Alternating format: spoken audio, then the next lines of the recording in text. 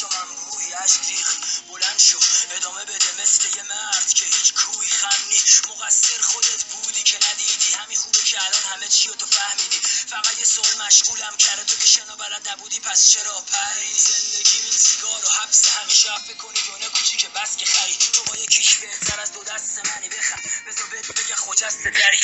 این شکسته بعدی هم میشکنه درد دومی یا قبلی هم بیشتره ولی همش دنبال مشکلی از زندگی به من بگو که چیش بگی ماه میشدم خاموش بودم اگه یاد میشدم فراموش بودم هرچی بشم یه چیزی بد میشه واسه بد شانسه خوبه رد میشه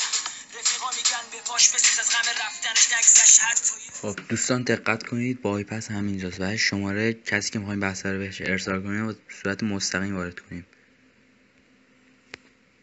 خب الان از ما دیدی که هیچ درگاهی نخواست که پولی پرداخت کنیم بابت بسته یا شارژی از همون کم نمیکنه.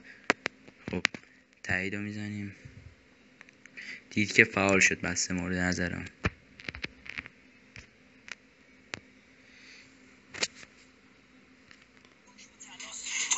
میخوری و اون شاده مهمی که بیبیه و کی شاهره زندگی شطرنجه و تو همینو بدون که سرتر از اون کیش ماته